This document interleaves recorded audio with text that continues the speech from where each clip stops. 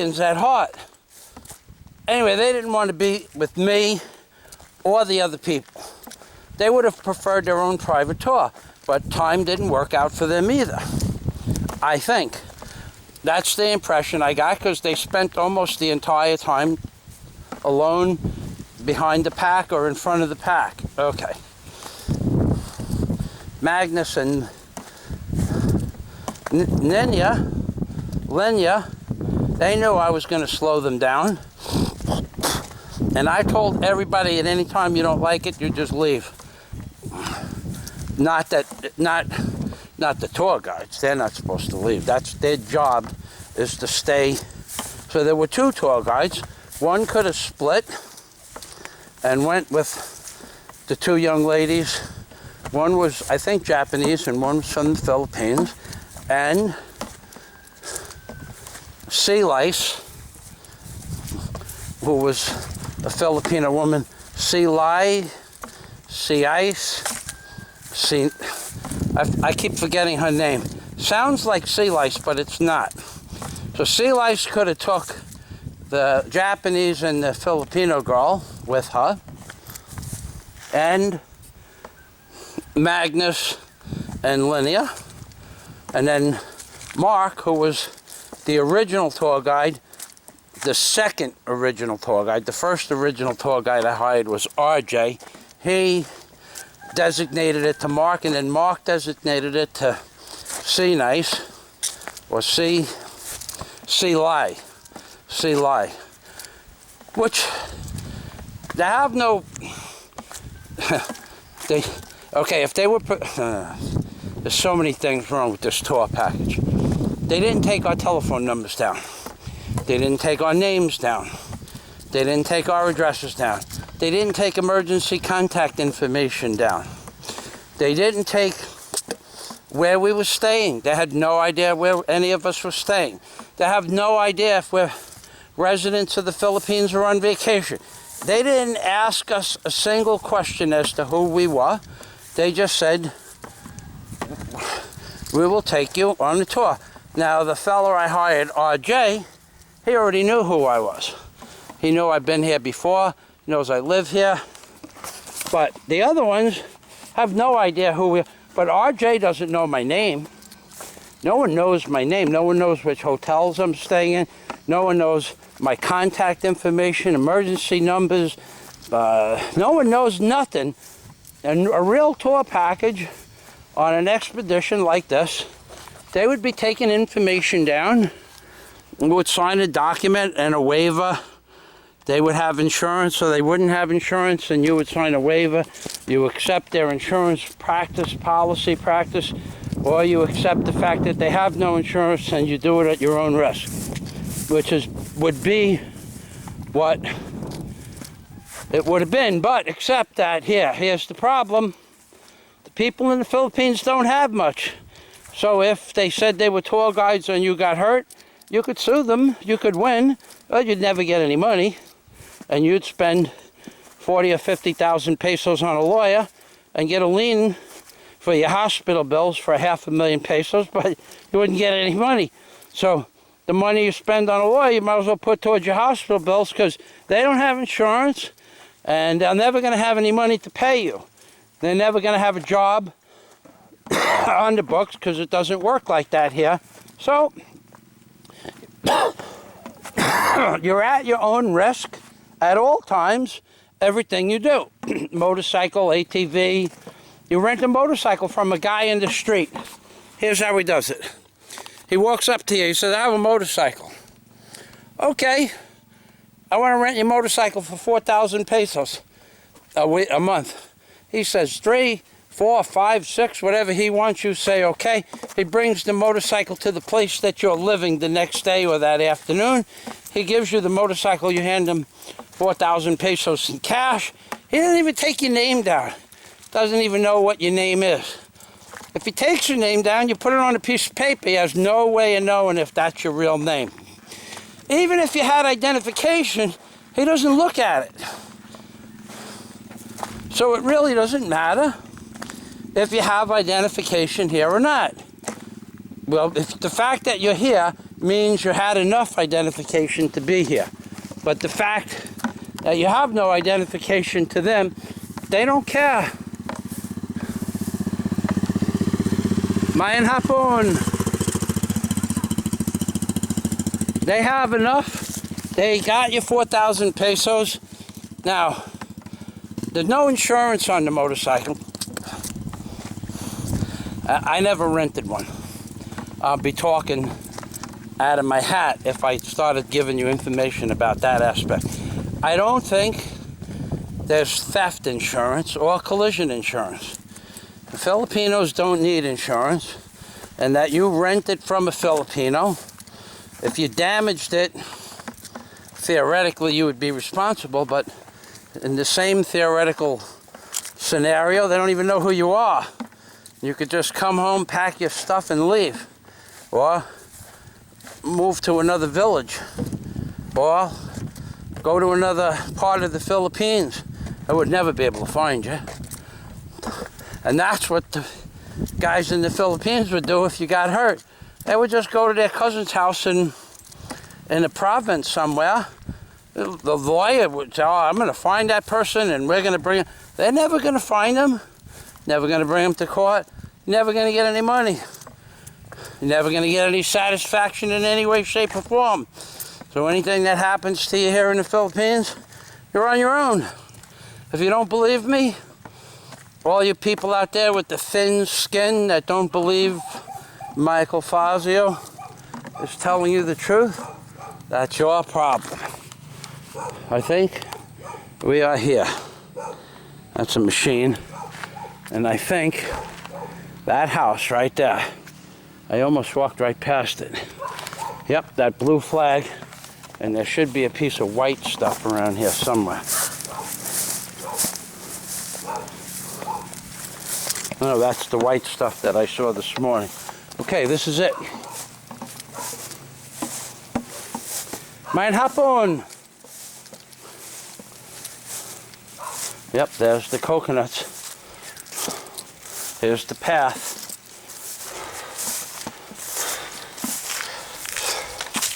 Yeah, so you thin-skinned people that know all this stuff about the Philippines, you come here, spend, I should do a cost of living. It costs me more to live here than you could probably afford if you have to ask. We'll leave it at that. All of you people, why don't you bitch about my shirt? And I have the same shirt on for 2 years. Go ahead, you can't afford a shirt. Or, bitch about my hair. I had a guy last week.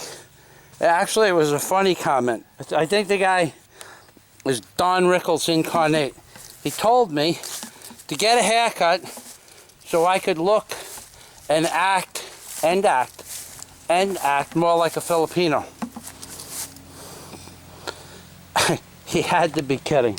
He just had to be kidding. I mean, I might be able to look more like a Filipino by getting a haircut. But I doubt if getting a haircut would make me act. I don't know where he got that from. It could have been the comment of the month. I have no idea where that came from. I don't know if he was serious. I don't know if he was making a joke, half serious. Anyway, you guys want to come to the Philippines and you want to know how much it costs to live here? If you have to ask, I assure you, you can't afford it. Now, that being said, I will tell you how much it costs to live here.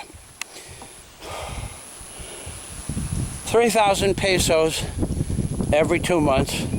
6 times 3 is 18,000 pesos plus 3,000 pesos for your immigration only. 21,000 pesos. Add another 3,000 pesos for transportation. It's 25,000 pesos or $500 a year for immigration fees only. Now, you have rent. Add another 20,000 pesos a month if you get a nice place, or 10,000 if you don't get a nice place times 10. So you're up to 25,000 pesos, and add another 20, that's 240,000 pesos So you're up to 265,000 pesos a year for your rent and your immigration only. Only. Now add $300 a month for food and beverages, or 12,000 pesos a month times 12, 265,000 plus, I think I made a mistake there, but plus another 12 times 12, 144, that's 300, that's 400,000 pesos for food, immigration, and rent. Add another 50,000 pesos, where were we? 260, 400,000, add another 50,000, 450,000 with air conditioner, add another 50,000 pesos for miscellaneous stuff. If you want to make videos, add 100,000 pesos a year, minimum. So we're up to 650,000 pesos a year. Now, you want to have fun, go on vacation, add 50,000 pesos for each 2 or 3 week vacation. So you're up to 650, 2 vacations a year, 750,000 pesos.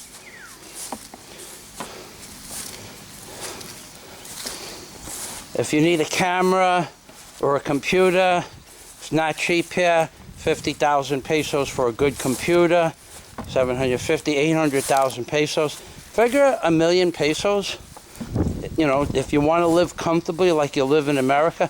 Now, I am very poor, and I am cheap, and I cook my own meals. So I do it for half that.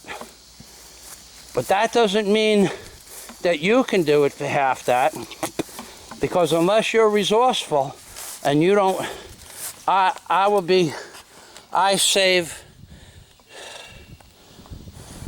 25,000 pesos a year because I walk to the stores. Maybe more. So if I save 25,000 pesos by not paying for transportation, because I'll walk 7 or 8 kilometers, that's 25,000 pesos saved, and 25,000 pesos I don't take out of the bank. That's 50,000 pesos. So we ended up at 850 without extravaganza, so it's 800,000 pesos. But I live in the less expensive apartment. I live in a clean, new place, but less expensive.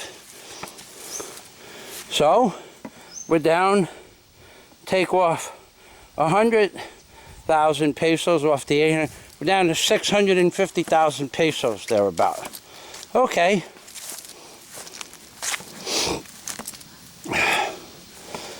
I cook my own meals. I told you, I don't use much air conditioning. So we'll take off another 50,000 pesos. We're at 60,000 pesos a year. I don't buy expensive stuff. These sneakers are 2 years old. These shorts are 4 years old. This shirt is 15 years old or more. So, this guy is probably waiting for me. So, figure 500,000 pesos, which is about 12,000 American dollars a year, is what you could live here for.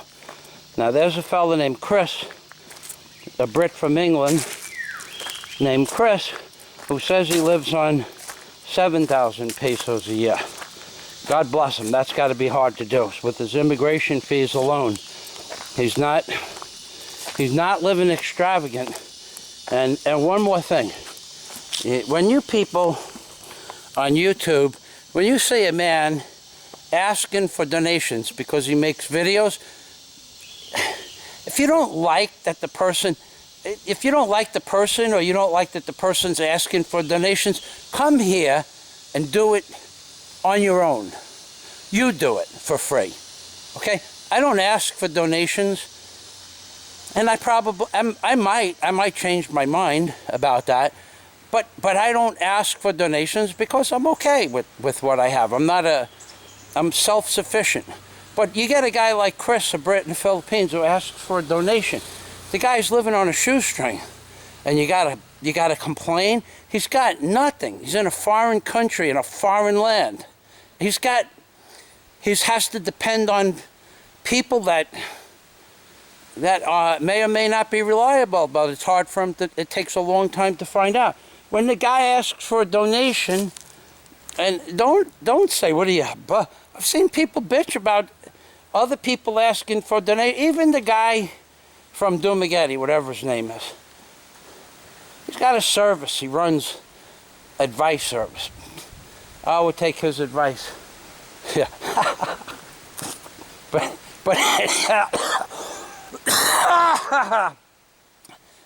I was only kidding. But he wants to make some money. He's spending a lot of money to be here.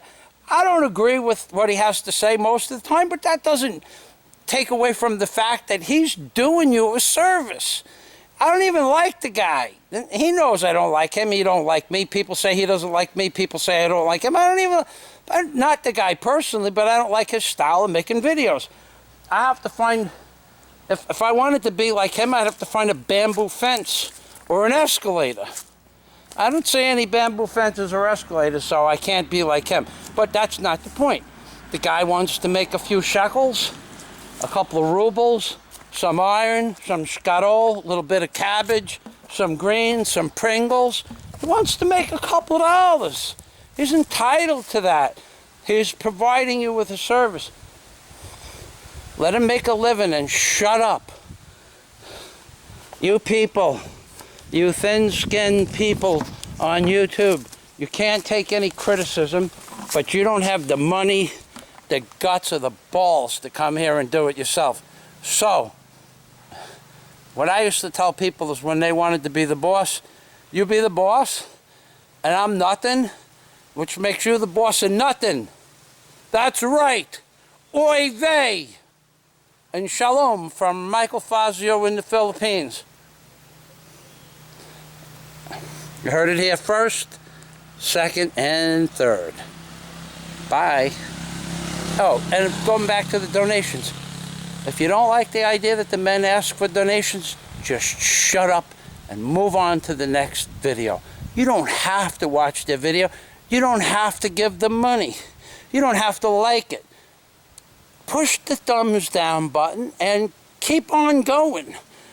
Keep on trucking, baby. Oy vey. And shalom from Michael Fazio in the Philippines, baby. That's right.